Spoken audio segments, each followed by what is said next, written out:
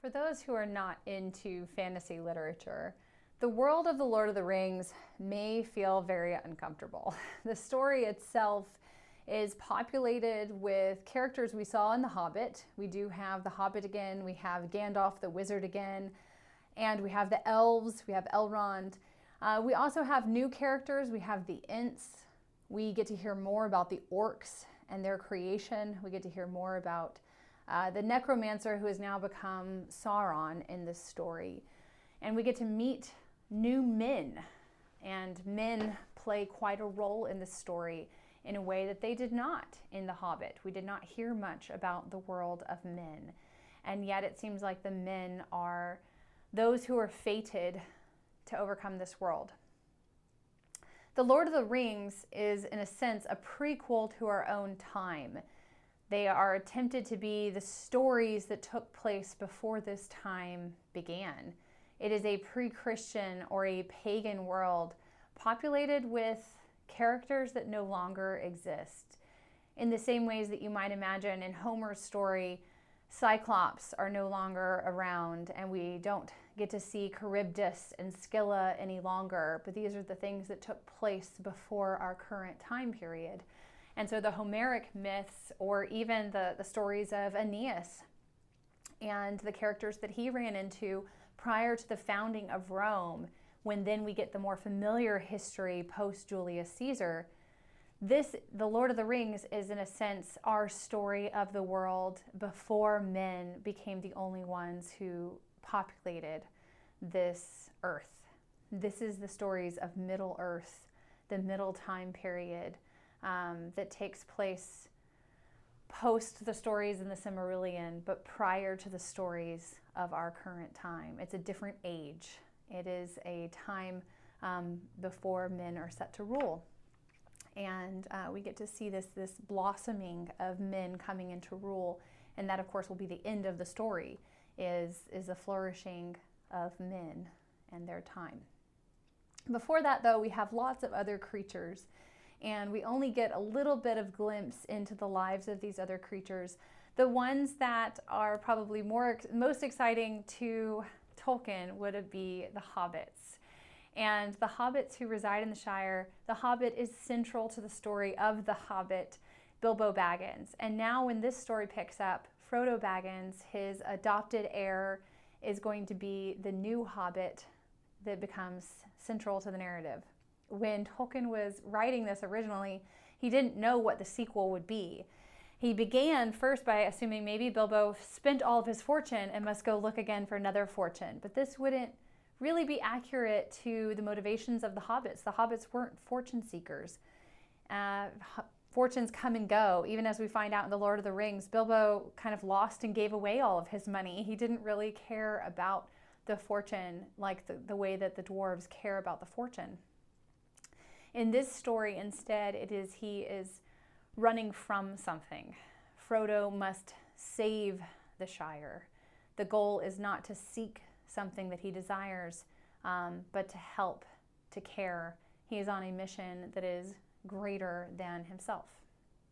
And all of the characters of Middle-earth must come together, and really this is a story about the unification of all different characters, not just a hobbit and some dwarves and a wizard that make up a strange clan, but now we also have the Ents and the men and the elves, and everyone who cares about Middle-earth must come together to save it. When the Ents recite, or Treebird recites a poem to the hobbits, because he doesn't know where to place the hobbits in his lore about who resides in Middle-earth, he says, "Learn now the lore of living creatures. First name the four, the free peoples, eldest of all, the elf children, dwarf the delver, dark are his houses, Ent the earthborn, old as mountains, man the mortal, master of horses." And of course that language is straight from Homer, master of horses, like the Trojans. But then he goes on and lists beavers and ants, and instead Pippin inserts a phrase and says, "Now include after man half-grown hobbits, the hole dwellers." And they too have a place in this narrative. If you want to get to hear Tolkien read this himself, you can go to the YouTube link on this video and get to hear Tolkien read this speech by Treebird. This narrative centers on the ring, which had a marginal place in the Hobbit's narrative. It was a little magic device that Bilbo had found in the mountain and brought home, and it was a ring that gave him invisibility. What we discover at the beginning of The Lord of the Rings is this ring not only gives him invisibility, but also makes him almost immortal. It protects him from the decay of old age and keeps him alive. What Gandalf reveals to Frodo is that he has discovered this ring is the ring of power. Its inscription is in a language that when Gandalf reads it in the Council of Elrond, everyone shudders, because the language is the language of darkness and Sauron. But it translates roughly into English: one ring to rule them all, one ring to find them, one ring to bring them all, and in the darkness bind them.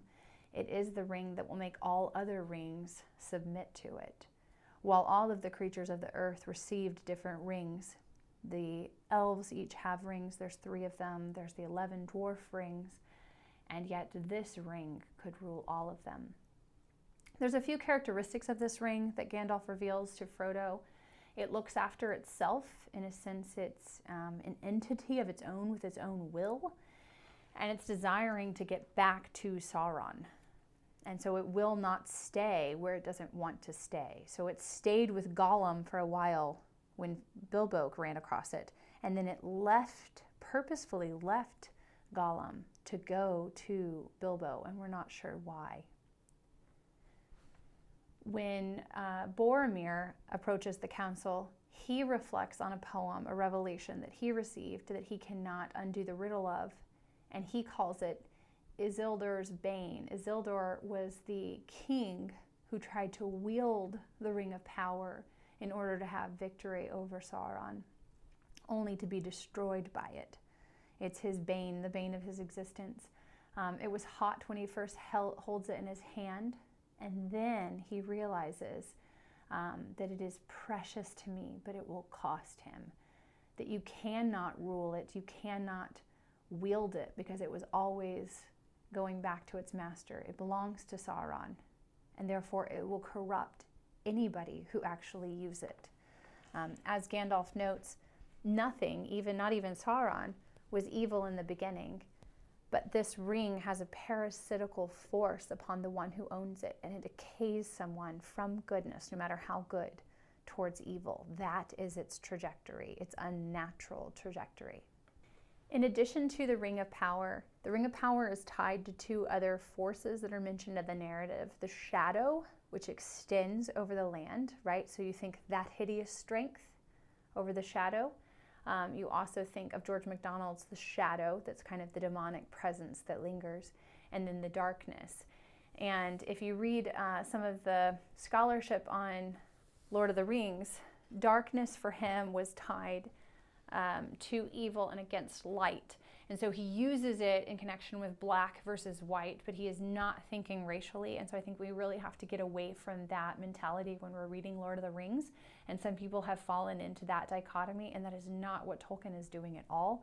As you see the different races of dwarfs and elves and hobbits, the hobbits are the lowest, and yet they're the ones who are exalted the highest. So for him, he did not believe in any false racial divides between people, but believed in unification, and he believed in exaltation of people, and he believed in a sense of, as Paul writes in the Corinthians, of a whole body being made up of different roles of hand and head and foot, etc.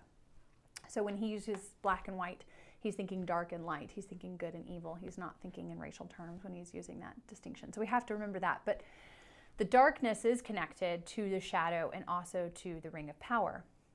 The shadow has grown a long arm. It has extended even to ways that the others cannot imagine when they start out on the quest. When Bilbo and Frodo are talking about the ring and Bilbo desires to see it, a shadow falls even between them. And it affects the way that Bilbo appears before Frodo as a wrinkled creature with a hungry face and groping hands. The shadow distorts things. It decays things. It makes things less than what it is. Those who've become overcome by the shadow include Saruman, who has betrayed those of the council. He is the Wizard of White that has now become dark. And he studied the arts of the enemy, and yet by studying them, he has actually grown to embrace them and has become a traitor to his people. When Aragorn thinks of those that they are against, he realizes that not everything is part of Sauron's darkness, and yet there are evils in the world that are not in league with them, but at the same time end up increasing the darkness or increasing the extent of the shadow. So, for example, the Caradhras, on the mountain that gets overtaken by the evil, and they can feel the arm of the shadow there. The Balrog is older than Sauron, and yet they're all feeding from the same kind of darkness. The spider, Shelob, she is older than Sauron, and yet he lets her have her way with orcs. He lets her eat some of his followers. He doesn't mind what she does, and she becomes kind of a little guard gate for him. But at the same time, she's older and more monstrous than even he is. What happens, though, with this shadow and darkness, in the same way that it falls between Frodo and Bilbo because of the ring, is that it can claim followers for itself if those are not on guard against it. And Haldir, one of the elves under Lady Galadriel, says that by estranging and dividing those on the other side, the evil shows its power. And Gandalf says this at another point when they're in Minas Tirith, that you have to watch out for the ways that the darkness will increase and the shadow will increase the more that you're estranged from one another. So the more factionalism and the more division is actually a way that the darkness increases. This is a very Christian idea, that by not resisting evil, but by succumbing to it even in small ways, anger at one another or dissension among one another, you are actually contributing to the darkness, increasing its hold on things and gaining more power, even if you don't want to be in league with that darkness and you oppose that darkness as an enemy. The Dark Lord specifically is Sauron, who at this point has wasted away only to a single eye, and yet the eye still has power. The eye still retains its extended arm over everything. It has a hideous strength that is always at work in the narrative. Getting to see what the power looks like, at one point when Frodo is wearing the ring, he can see according to the ring's eye. He can see the way that Sauron sees things. And what he sees is signs of war.